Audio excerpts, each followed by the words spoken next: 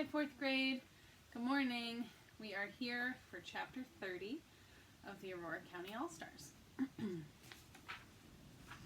All right, this chapter starts off with a quote by Gil Hodges, first base of the Brooklyn Dodgers. Gehrig had one advantage over me. He was a better ball player. Okay, here we go, fourth grade. The next week brought a flurry of activity to Hallelujah. The stage was set up near the first baseline on the ball field. The Methodist Church became the green room where dancers, singers, and actors could change costumes during baseball innings. The Sunday school rooms buzzed with excitement and sparkled with glitter. Mamas sewed their fingers off. To satisfy their mamas and get it over with, every single ball player grudgingly agreed to perform one dance together at the end of the ball game. Tights were special ordered for this special number, flowered tights. Mary Wilson did the fittings herself. Finesse tweaked her choreography and honed her directorial skills. And House had his hands full. No one mentioned Klebo's accusation about Norwood Boyd. No one mentioned House's speech about Norwood Boyd. But kids seemed to stay an extra step away from House and eye him with a morbid curiosity. Nevertheless, for days he stood behind Ruby like an umpire and held pitching tryouts. Wilkie couldn't see the strike zone. Arnold threw 55-footers. Evan Evans threw lollipops, wide ones. Lincoln Latham wouldn't give up his position at second base. Klebo was the only all-star, other than House, who could get enough pitches over the plate to qualify him as a pitcher. And Klebo was uneven. He had already hit Arnold Hindman and 3 pageant players. The day before the pageant, it all began to come together. Ruby covered home plate. Klebo pitched. Boone played both left field and shortstop. They would play with one down, but they would play. "Throw it in here, Klebo," shouted Ruby. She crouched into position at the empty plate and gave Klebo a signal. Klebo nodded, wound himself up like a pretzel, and lunged forward with the baseball. Ruby scooped Klebo's low ball and lobbed it back to him.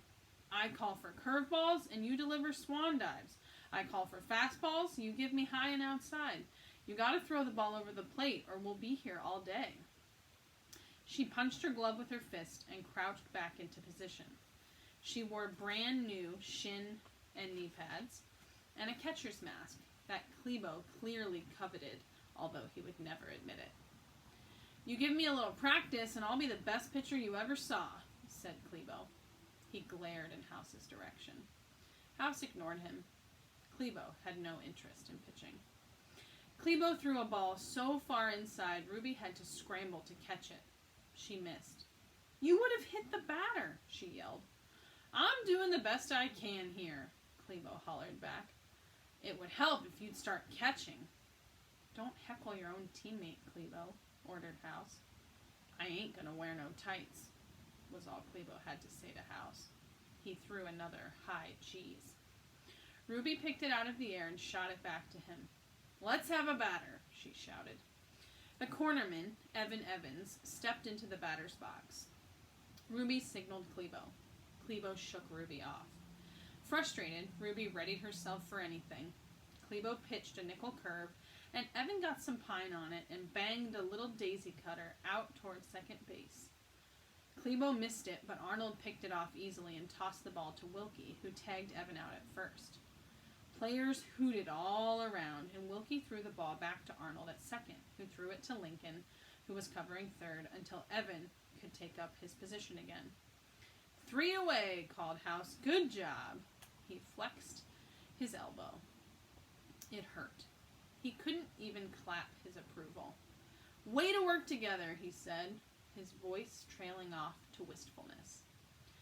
"We're going to have trouble tomorrow," said Ruby to House. She caught the ball from Lincoln and threw it to Klebo. "All these pageant kids are going to strike out, and every one of those redbugs are going to get hits off of Klebo. Either they'll hit off him or he'll walk them. He can't throw a strike." Finesse and Melba were standing at the ready beside the first baseline. They applauded along with all the pageant kids, including Honey and Eudora Welty. "Time for the catfish clog," Finesse chirped as Melba ushered the dancers onto the stage by first base.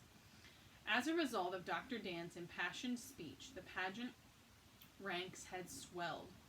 Finesse now had almost 20 children to marshal through 10 numbers that would be slipped in between baseball innings. For the catfish clog, 12 kids in catfish whiskers, fins, and tails trooped onto the stage singing "I'm a Little Fishy" to the tune of "I'm a Little Teapot." When they were done tipping themselves over and pouring themselves out into a cardboard cast iron skillet with Aurora County emblazoned on the handle, the other pageant players, including Honey, clapped wildly. The catfish bowed, and Finesse cleared her throat as if she were dying of emphysema. Kids waited for her to speak or pass out. "I must make a pronouncement, mes amis," she gurgled. She patted on her chest as if she was reminding her heart to beat. As of a few minutes ago, in the green room, every pageant player who had volunteered for the baseball game had resigned from the game and will work exclusively on pageant numbers. "What?" The words steamrolled over House. Finesse continued, "I know this will leave the All-Stars with only their original team players to play the actual ball game portion of our pageant, but it cannot be helped." House bulldozed to the stage. Finesse continued to address the crowd. "This is in no way a negative reflection on your wonderful baseball game. No, it is rather an enlightened awakening to these thespians' true nature and their newfound devotion to the theater, to la danse, to movement and life." House took the stage steps in one leap. "What are you doing?" Finesse leaned sideways and whispered, "They're afraid of being hit by Klebo's pitching." House put on his sunglasses. "I don't believe it," he whispered back. It was unbelievable. A rescue. A real rescue. "What's going on?" yelled Klebo from home plate. "It's a renaissance of the ball-playing tradition," Finesse called out to everyone on the field. To House she whispered, "Go knock yourselves out." Then she called to Melba, "Bring that clipboard over here, Melba. We've got some rearranging to do." "All-Stars!" House jumped off the stage and trotted to the pitcher's mound. "Team meeting!" The catfish cloggers waddled off to the Methodist church with Melba Jane and the other pageant players. "This is so disorganized," Melba was fraying around the edges. "Where are my moon pies?" 7 hands shot in the air. "Am I creamed corn from the garden too? Don't forget," said Mary Ruth Hicks. Finesse watched them walk off. She stood alone on the stage. She stretched out her long brown arms, raised her face toward the wispy white clouds above her, and whispered, "Carry on, next inning." The team that gathered around the pitcher's mound was the original Aurora County All-Stars, plus 1 new member, Ruby Lavender. "We got us a real game," said Boone. "Don't I know it," said Ned. "We're going to beat them Redbugs," shouted Lincoln, Wilkie, Evan, and Arnold. "Beat 'em bad," they all shouted out of habit, even though they all knew better. Without a pitcher, they were doomed. House stared into the faces of his teammates as reality hit him in the gut. Here it was, the game he had waited for all year, and now he couldn't play in it. Klebo stared back at House, then looked at Ruby and Wilkie. He straightened his shoulders and stood tall. "I'm playing where I don't belong," he said. "We can't beat those Redbugs with me pitching. I'm a catcher." Ruby looked at House, who looked at Klebo, who looked at the rest of the team. "We need a pitcher," said Klebo, "and I'm not it. House here, he's our man." "His arm's gone," said Wilkie in a voice that sounded like a soap opera doctor delivering bad news. "No, it ain't," said Klebo. "No, it ain't."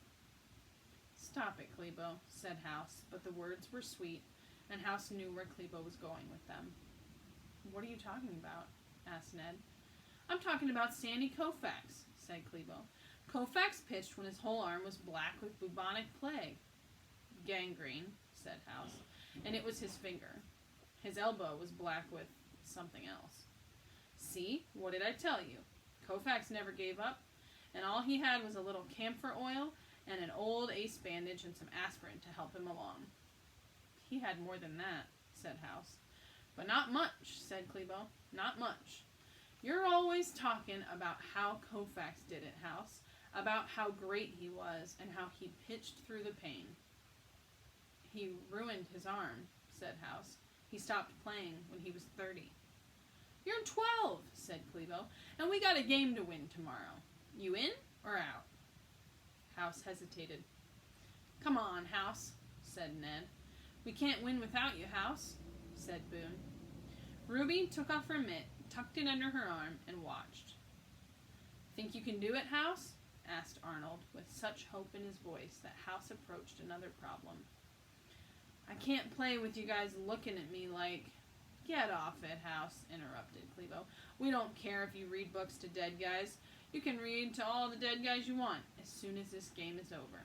Yeah, said Evan Evans. You're sick, Clebo, said House.